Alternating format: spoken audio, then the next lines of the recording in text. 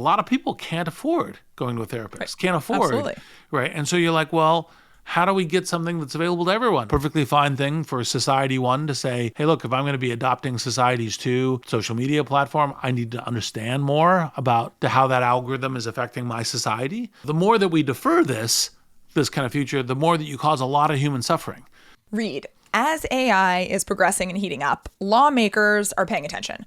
So the states of Utah and California have enacted rules requiring businesses and government agencies to disclose when they are using AI systems. Utah's regulation, via its Department of Commerce, mandates that state-regulated businesses inform consumers when an AI system is used in communication or service delivery. Consumers in Utah must be able to ask whether they're interacting with a human or an AI, and if AI is involved in any way, the chatbot or system must truthfully indicate that they're using AI. Also, California expanded its earlier chatbot disclosure law, which was first passed in 2019, to cover law enforcement agencies requiring disclosures when AI assistants are drafting incident reports. So this California and Utah laws, these are all on the heels of Illinois, which passed the Wellness and Oversight for Psychological Resources Act.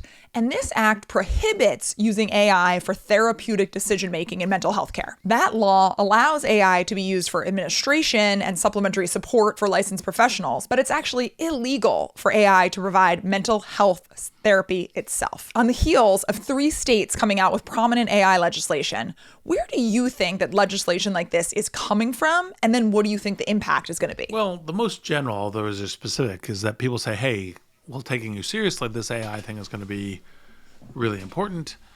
And, as usual, one of the reasons why people tend to be negative on the future of technology is you got 100 people and 2 people are creating the technology, the other 98 people aren't, but it's affecting the way the other 98 people work. They all go, I don't want any of this change. I'm perfectly happy with where I am. I can advocate reasons for it. It works just fine.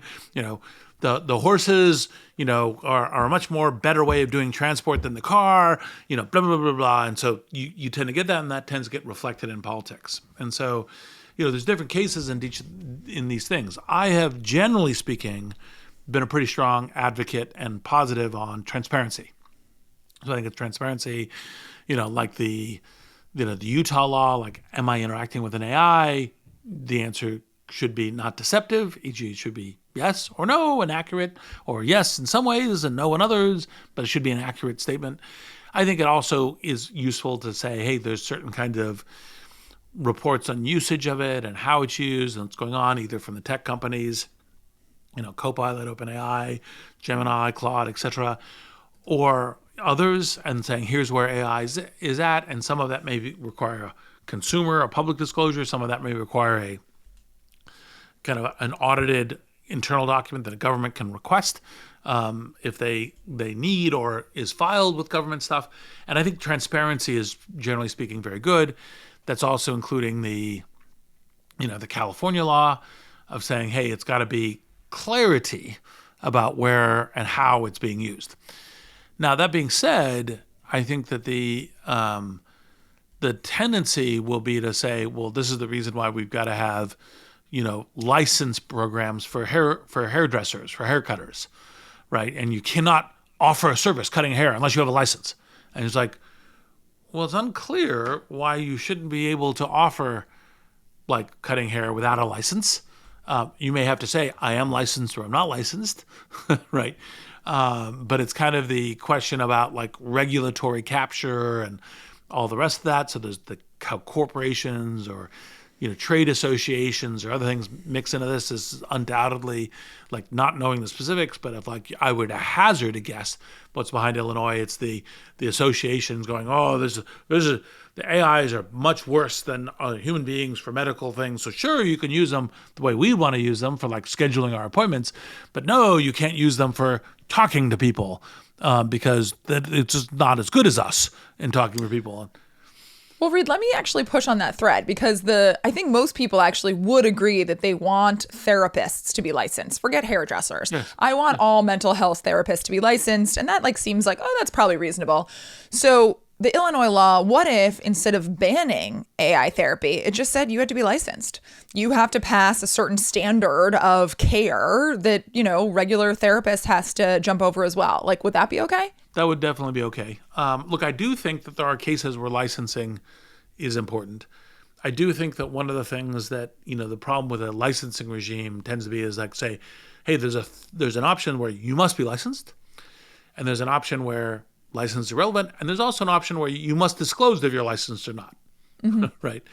And, too often it kind of goes all the way to the license bucket, constantly as you accrete over time. And it's just like laws get longer and more complex and so forth rather than getting refactored. And I think it's useful to have them refactored. So, but I certainly have no objection to, for example, saying, look, we think the following kinds of therapeutic mental care must be licensed in the following ways, and then we're going to develop a regime for whether or not your chatbot, is licensed or not for this, and we give it some clear thing. Now, the tendency will be a little bit like the autonomous vehicles, which is, well, you should only release the autonomous vehicle when it has zero chance of accidents, even on a road being driven by other human beings, some of whom are tired, some of whom are drunk, et cetera, et cetera. And you're like, right. Look, what you want it to be much better than the average driver,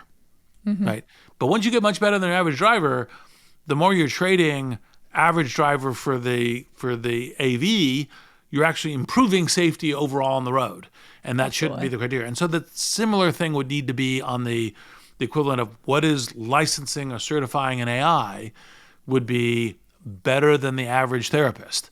It's a little bit like, for example, your radiology screen today. If you had to pick between an unknown but licensed doctor and an AI, you'd pick the AI from the capabilities today, from the getting it right. Now, what you actually pick would either be the absolute best radiologist or a really good radiologist, absolute best, together with the AI. That's what you'd want to have. And so that's what we should be driving to, and we shouldn't be kind of trying to, because, the more that we defer this kind of future, the more that you cause a lot of human suffering. Because, for example, like take the mental health thing, currently a lot of people can't afford going to a therapist, can't afford. Absolutely. Right. And so you're like, well, how do we get something that's available to everyone, available to the college student who, maybe has access to college facilities or maybe not, or it's 11 p.m. on a Thursday and da-da-da. Like you want to be able to navigate these kinds of things, and that's really important. We now have this patchwork of AI laws, some of which you think are good and reasonable and some of which you think are harmful. So Reid, my question is, where do you think state level legislation like this is coming from, and what do you think the impact is going to be? Well, generally speaking, state by state tends to be inefficient because it tends to accrete, like you've got 50 different legal codes you need to get to, or even more as you get to other countries and all the rest. And that tends to impede progress and create weird liabilities. The states might even bounce off each other in various ways and do contradictory things. Anyway, so there's a stack of stuff there. So I tend to be hesitant on it. But on the other hand, there's a feature of the state-to-state thing too, which is, part of the thing we benefit too little from in the U.S. is, hey, let's have petri dishes, and which ones are really working. Let's learn from that and then go. And so, some of that I think is good. So it's not categorically all state good, all state bad. You ultimately want to get to kind of simple things that allows innovation, allows business operation, allows iterative deployment, so you're learning and getting better, and doing that without undue liability issues in order to kind of improve through it. That's what you want. But some state-based legislation can be good within that target. Absolutely. All right, Reid, we've all seen this headline. ChatGPT will no longer give health advice or legal advice. OpenAI has introduced new restrictions that prevent ChatGPT from giving personalized medical, legal, or financial advice. They're repositioning it as sort of more of an educational tool. And the change, effective October 29th, aims to limit liability risks and comply with tightening regulations around AI-generated guidance. I have to admit, I absolutely use ChatGPT specifically for health advice, so I'm not sure how I feel about this change because ChatGPT will now only explain general concepts and principles, not prescribe medications. I don't know if they could ever prescribe medications. They could suggest, write legal documents, or give investment recommendations. Similar limits are going to apply to emotional, legal, and financial questions. So ChatGPT will be able to define terms or processes, but they must refer users to qualified professionals. I think privacy concerns also play a role here about people sort of sharing personal or sensitive details with AI. Could that expose you to, data risks if this data is then entering bigger data sets? And so again, this is something I absolutely use. I would never use it as a replacement for a medical professional, but you and I have talked a lot about how second opinions are so important, and that's actually a great use case for ChatGPT. So I'd say to you, what do you think about OpenAI actually self-censoring, making this decision, as opposed to, there isn't federal legislation about this, but OpenAI did this proactively? Well, currently what's happening is there's kind of a bonanza in a certain sort of trial lawyer, kind of attacking the AI companies because the presumption outside of legal guidance on this topic is that they're infinitely liable for any possible misuse. So for example, if I went to ChatGPT and ordered up a recipe for arsenic and made it and then swallowed it, it was that was ChatGPT's fault, right? Because maybe I wouldn't have been swallowing arsenic otherwise, even though I went and asked for it and I made it and I ate it and you said, I consumed it, etc. And so this is a natural way that a business should, can protect its liability, and it's naturally then bad for society because if you think about it, in the US, 340 million people, probably the number of people who have access to immediate medical interaction, is very few, probably fewer than a million, maybe it's a million, who can go, I can get my doctor on the cell phone and call him right now and ask him, ask her or him about it. And then there's a larger number that has an availability for emergency rooms and clinics and, other kinds of things. But that's still probably not, over, call it 200, 250 million, within the entire U.S. population. And sometimes that might be a 2-hour drive, or sometimes that may be too expensive or not available and certainly not immediate, et cetera. And so I actually think, and I myself know people who have saved their friends' lives because they got an opinion was questionable, asked ChatGPT, and ChatGPT said, take your friend to a different hospital, and the different hospital's glad you got here. You would have been dead 2 hours later, and we wouldn't have been able to do anything to help you. And so I think it's a huge suffering and loss to society, but is a natural thing for the companies to do, unless, as I've been trying to encourage various, kind of mostly national governments to do, U.S. and Europe and others, is to say give a kind of a safe harbor line. So, for example, what if the safe harbor line was say, look, I'm not a doctor, and you should consult with a doctor if you can, right?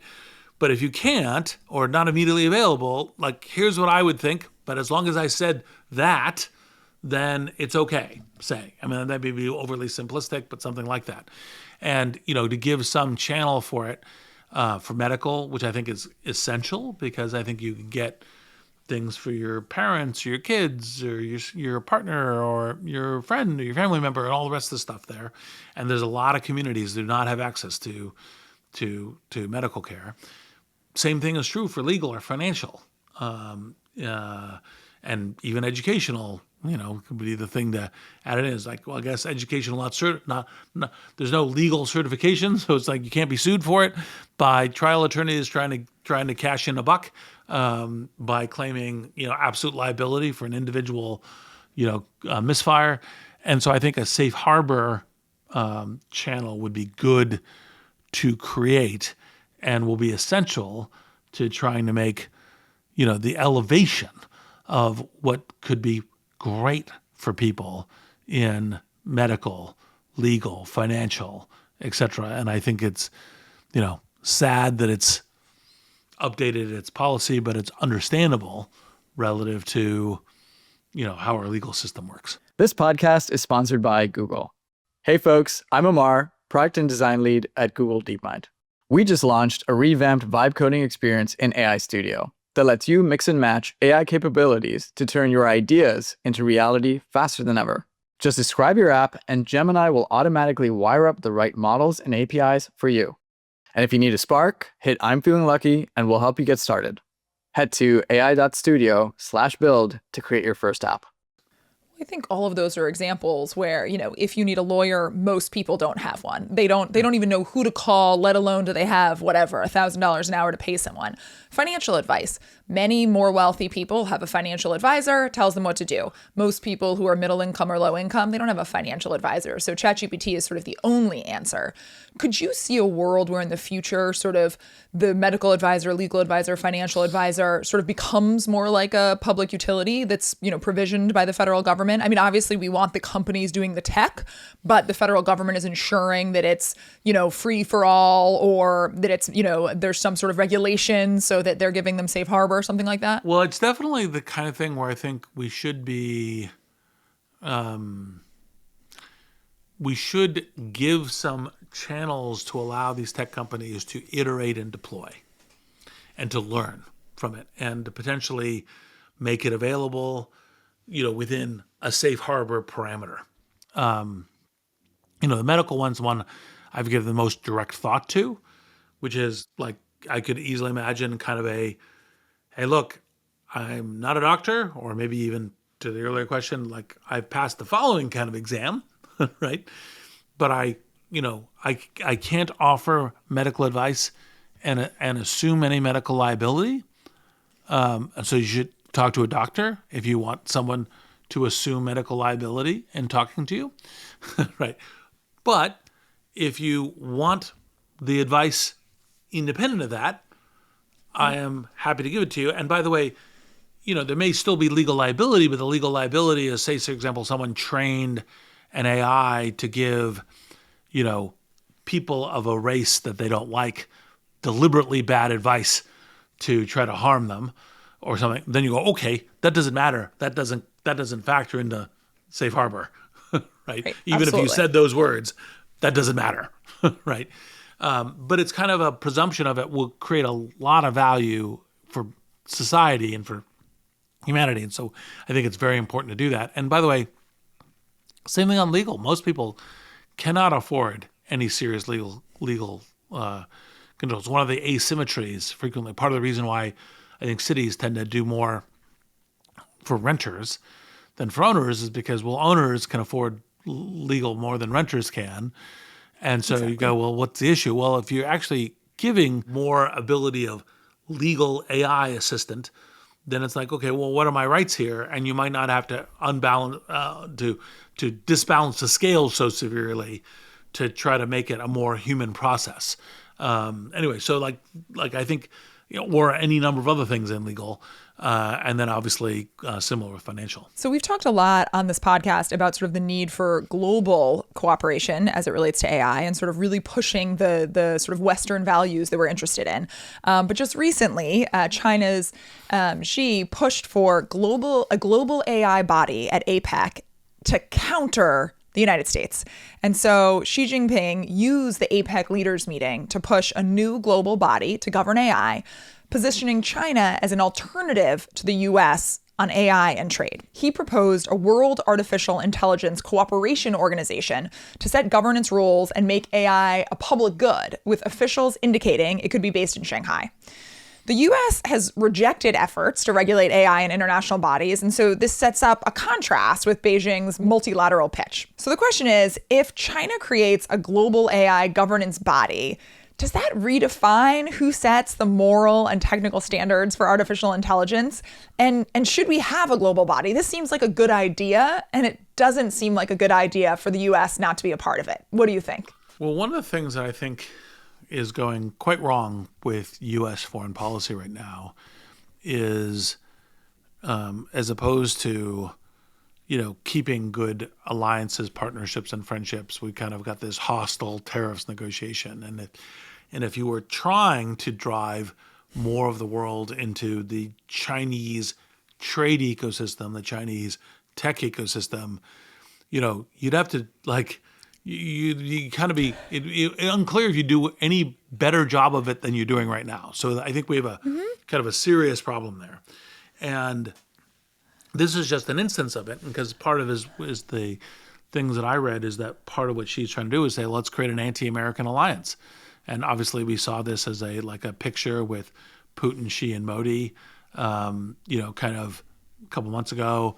And these kind of things. And no, actually, in fact, what unfortunately too many Americans don't understand is that our global position is part of what helped enable American prosperity. And it isn't just hey, our soybean farmers used to be able to ship, and now we're not selling product, and we're doing we're kind of doing just public funds paying them versus the economic industry going, which is obviously a terrible thing for your American taxpayer, and where the money could be going to other things like, for example, healthcare or other sorts of things that would be good for the American taxpayer.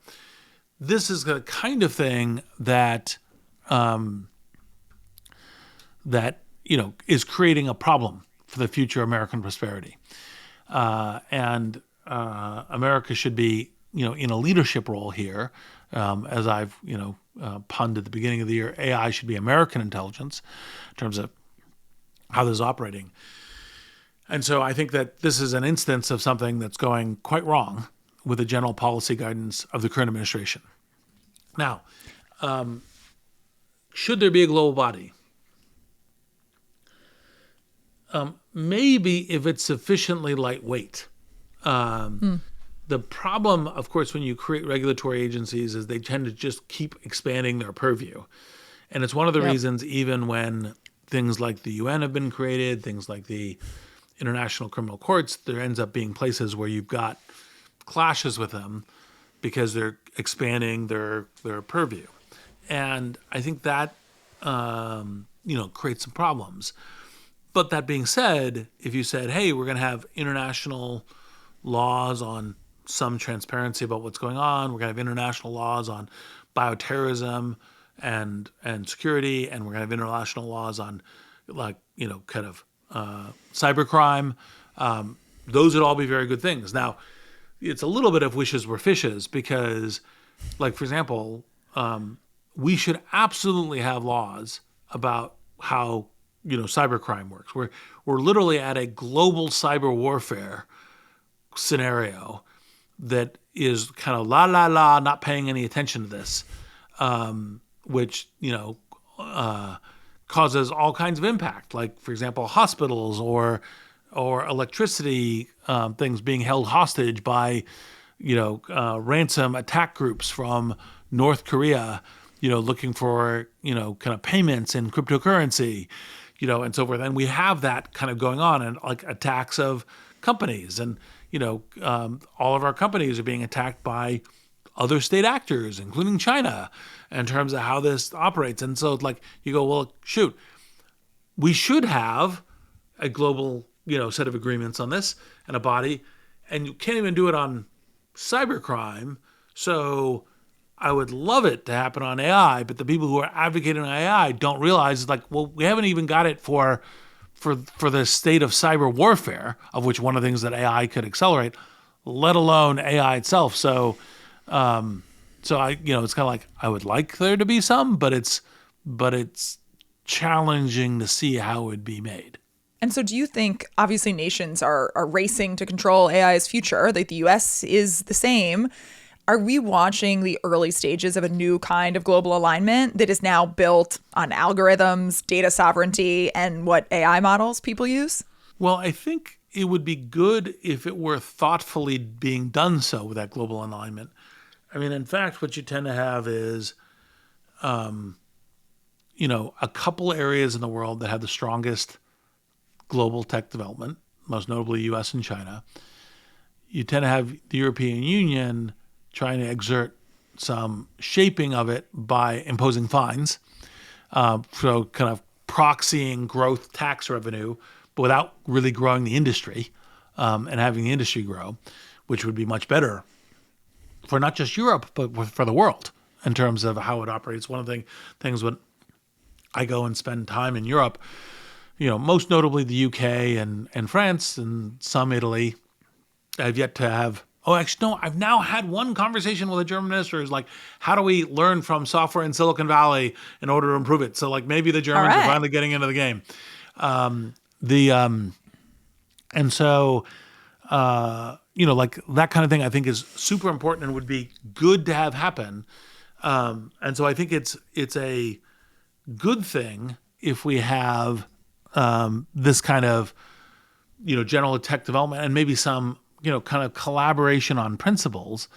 But also because, for example, like let's like, for example, if you said, what would be one simple thing that you wish would happen is global collaboration on all forms of technology to minimize bioterrorism risk and cyber warfare, right? Like that would be it would be very simple and kind of a beginning of something to do. And like get that done. And then, by the way, then we could see what works and doesn't work, and we need to iterate to anything else in terms of kind of now transparency of algorithms. I think a generally speaking good thing, and I think it's perfectly fine thing for Society 1 to say, hey, look, if I'm going to be adopting Society's 2 social media platform, I need to understand more about and you need to be accountable more to how that algorithm is affecting my society. And I think that's a perfectly reasonable thing. But we're a ways away from that. Yeah. Again, if wishes were fishes. So I want to take us from sort of global geopolitical to very interpersonal.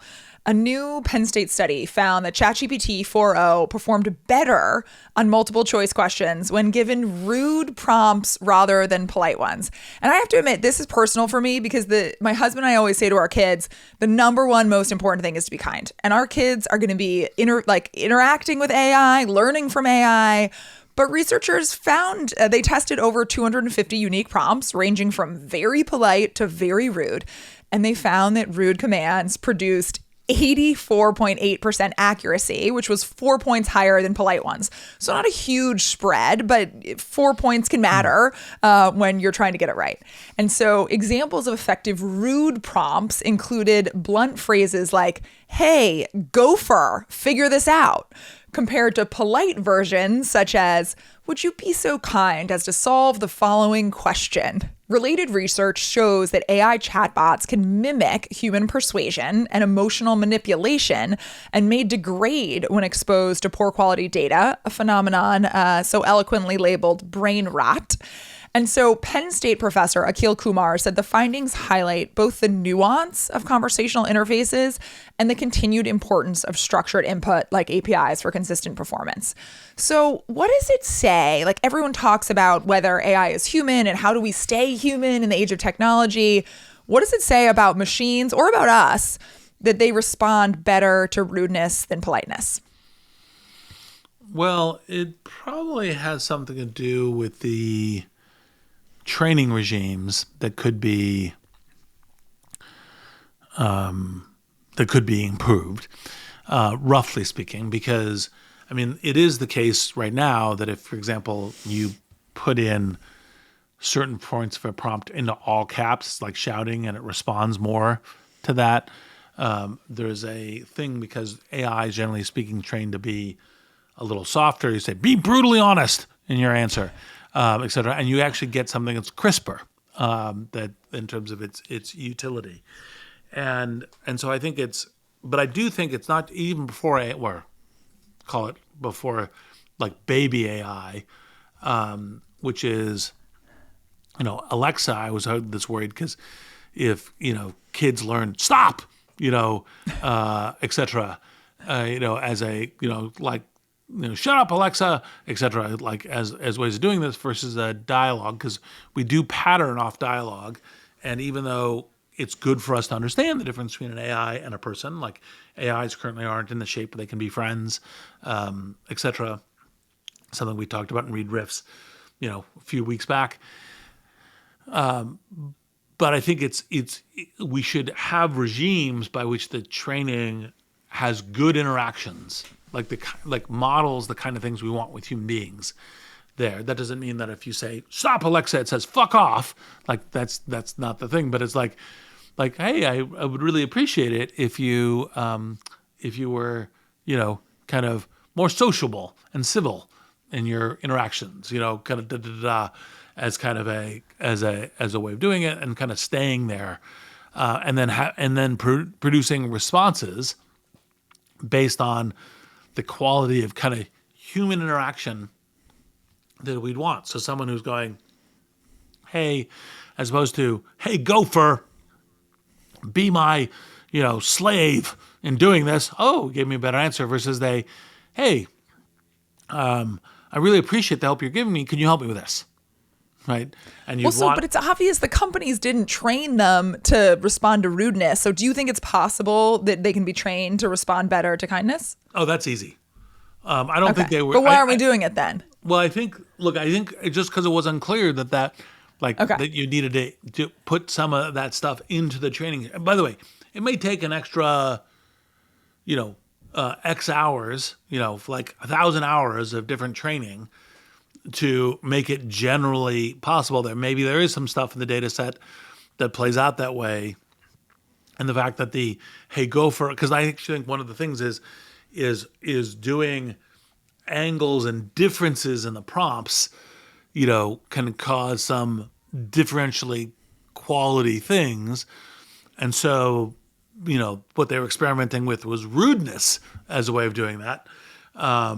But it may just be a certain amount of creativity as a way of doing it. Like I definitely have been, kind of indexing the set of cognitive tools by which when you're talking to an agent, like do you say, hey, take the role of a historian of technology who is skeptical about, technology's near-term impact on society. Now critique my essay and be as decisive in your critique as possible. Then you get something better. And that's actually a good thing, but maybe you need to kind of, in the training, say, okay, that'll help, but softening some of the, hey, dumbass, give me a better answer to my question. I'm not going to lie, I can't wait for the next round of parental controls to be about this because my 7-year-old only uses voice. And so I can't wait he's always like, please, mom, like, thank you. And it's like, no, the next round of AI is going to be trained. So if you don't ask in a nice voice, in a nice tone, you don't get it. And that would be fantastic to teach kids. That's like the under 18 mode, is that you have to be kind with a nice tone to get what you want. So I'm here for that. So in addition to being voice pilled, you should be civility pilled. Yes, absolutely. I mean, again, my 7-year-old's already voice pilled. He's on his way to civility pilled. We're not quite there yet. Reid, always a delight. Thank you so much. Always a pleasure. Possible is produced by Palette Media. It's hosted by Aria Finger and me, Reid Hoffman. Our showrunner is Sean Young. Possible is produced by Tanasi Delos, Katie Sanders, Spencer Strassmore, Imo Zhu, Trent Barboza, and Tafadzwa Nimorundwe. Special thanks to Surya Yalamanchili, Saida Sapieva, Ian Alice, Greg Beato, Parth Patil, and Ben Rellis. This podcast is supported by Google. Hey folks, Stephen Johnson here, co-founder of Notebook LM. As an author, I've always been obsessed with how software could help organize ideas and make connections. So we built Notebook LM as an AI-first tool for anyone trying to make sense of complex information. Upload your documents, and Notebook LM instantly becomes your personal expert, uncovering insights and helping you brainstorm. Try it at notebooklm.google.com.